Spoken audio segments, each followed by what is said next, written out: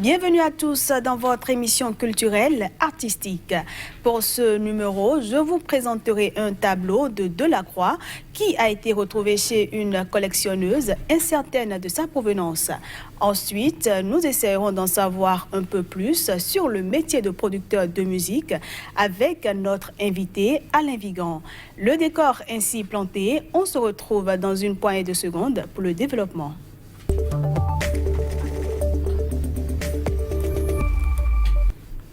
Comme je le disais, un tableau de Delacroix, une étude des femmes d'Alger dans leur appartement a été retrouvé chez une collectionneuse incertaine de sa provenance, puis expertisée. On découvre ensemble.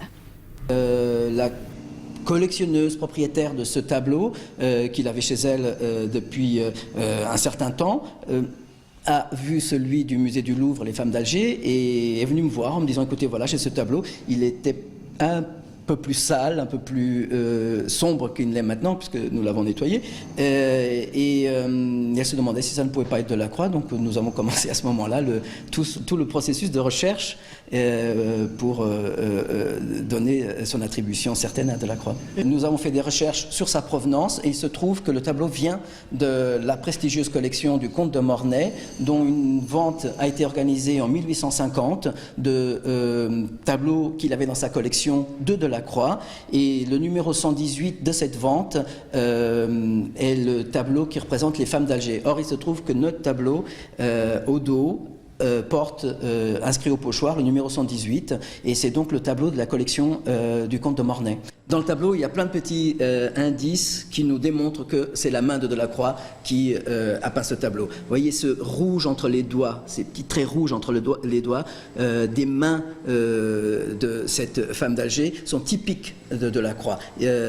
C'est une signature même. C'est la façon dont il pose les couleurs pour faire vibrer la lumière sont également de Delacroix. Personne d'autre, aucun autre peintre à cette période-là savait faire ça de manière aussi brillante. Dans le fond, on comprend mieux grâce à ce tableau le processus de création de Delacroix, comment il arrive au tableau du Louvre. Donc en partant de cette idée, de ce portrait de cette femme, et par la suite en faisant un tableau beaucoup plus grand, parce qu'il est de très grand format, et plus terminé. On retrouve à présent mon invité qui est déjà dans ce studio.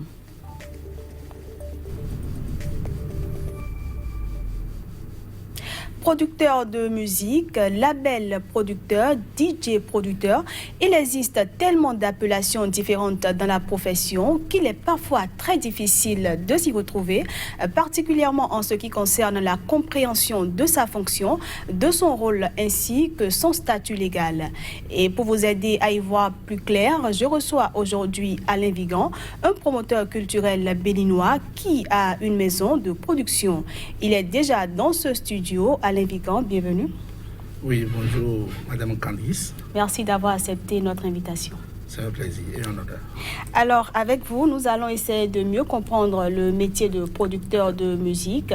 Et je le disais, étant dans le domaine, que peut-on comprendre par ce métier? Bon, n'allons pas commencer sans toutefois définir ce qu'est producteur de musique. Bon, on désigne pas producteur de musique un professionnel de musique. Oui, celui-là qui permet aux artistes de réaliser ou bien de produire leur disque. Si je dois résumer, c'est celui-là qui finance la réalisation du disque. Puis il se rémunère sur son exploitation. C'est ça un producteur de musique. Et en quoi est-ce que c'est bénéfique pour un artiste d'avoir un producteur? Oui, là où c'est bénéfique, sur le plan financier d'abord, vous savez, c'est pas facile.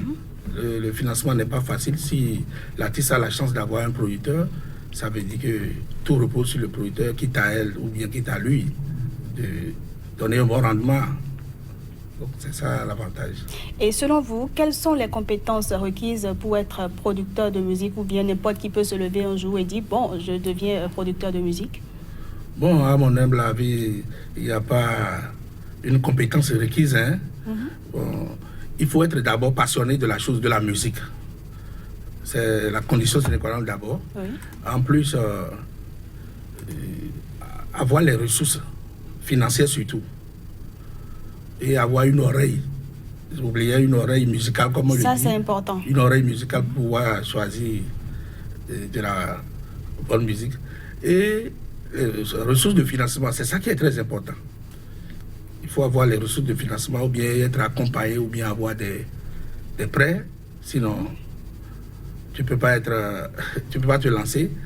Bon, l'atout qu'on peut dire, c'est qu'il y a des gens qui font les écoles de son, audiovisuel, de commerce et autres là. C'est un atout également.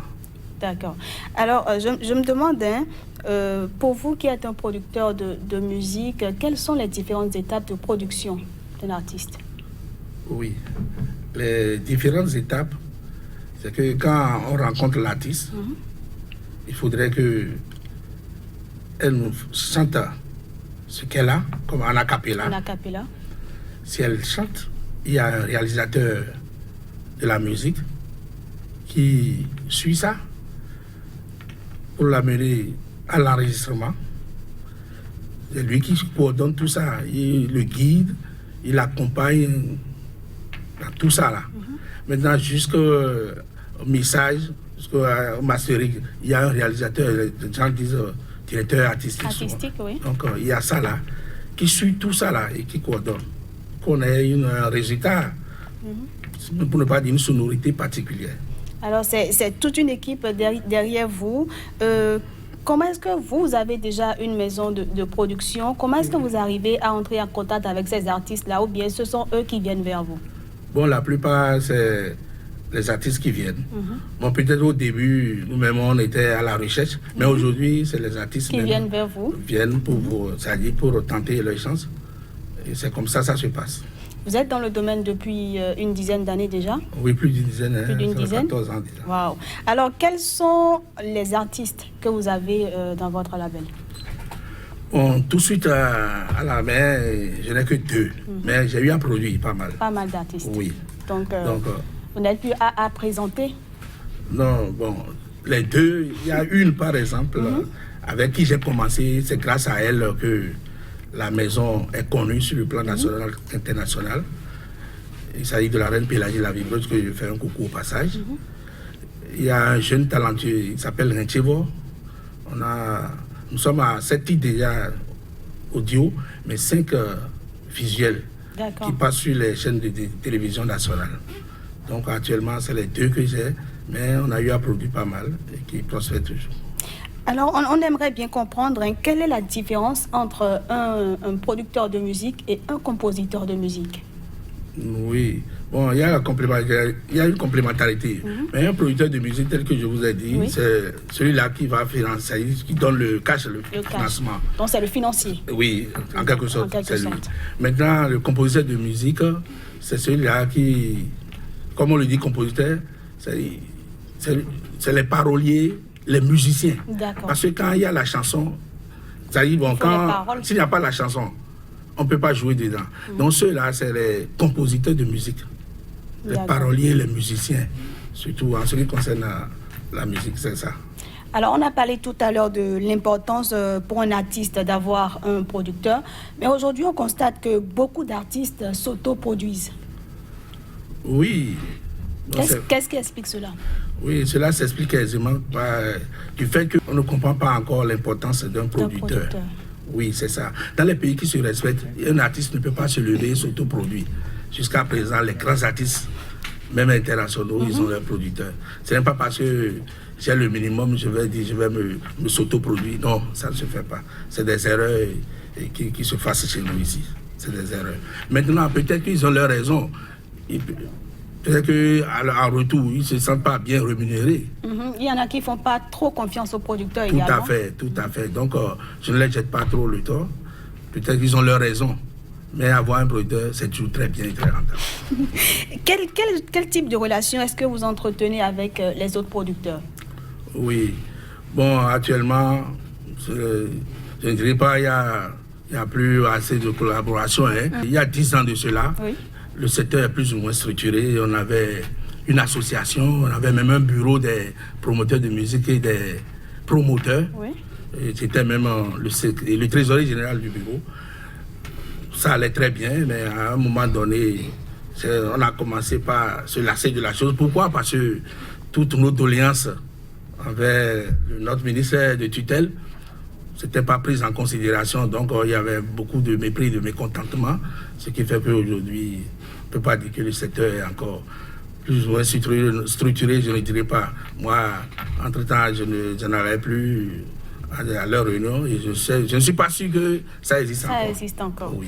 Alors, Alain Vigan, une chose est de produire un artiste, mais une chose est de faire connaître l'artiste. Comment est-ce que vous faites la promotion de vos artistes? Ou ça, c'est pas de votre ressort? C'est ça. Avant, on n'avait pas ces difficultés, ces problèmes. Parce que même si ce n'est pas des distributeurs agréés, dans les années de 2002 jusqu'en 2010 ou 2011 par là, on avait des distributeurs pas mal. Et quand nous on finit notre produit, notre écoulement, on envoie ça vers ces distributeurs. Mais qu'est-ce qui s'est passé? Vous allez constater qu'aujourd'hui, beaucoup n'utilisent plus les CD. Voilà. Oui. Il y a les clés USB. Tu dois remarquer, c'est les clés USB, les cartes mémoire. Voilà. Donc ça fait une mévente. Donc ils n'arrivent plus à faire couler les CD. Donc progressivement, ils sont en train de disparaître. Maintenant, qu'est-ce qu'il faut faire? Parce que ça pèse aussi sur nous, les producteurs. Voilà.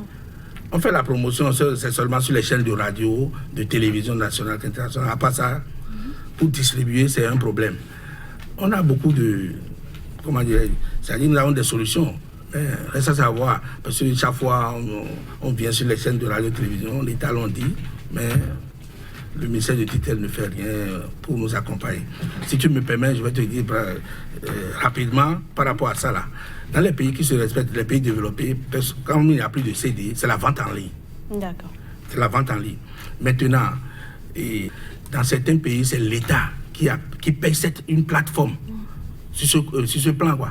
Et tous les artistes ont les mêmes chances. Tu sors un son ou bien tu as une nouveauté, tu places. Et à la fin de chaque mois, c'est sans difficulté, tu calcules. Si c'est tel montant qui doit te revenir, tu vas chercher. Maintenant, nous, on est en train de demander ça là. Ça fait une décennie. On n'a pas encore ça. On espère que ça va venir et que vous aurez gain de cause. Alain Vigan, merci. Vivement que cela arrive. Alors, merci à vous pour cet entretien. Non, c'est moi. Tout le plaisir est à moi, Madame Candice. À la prochaine. Eh bien, chers téléspectateurs, Artistique, c'est fini pour aujourd'hui. J'espère que vous avez passé de bons moments en ma compagnie et que désormais, vous en savez davantage sur le métier de producteur de musique. Sur ce, je vous donne rendez-vous la semaine prochaine à la même heure.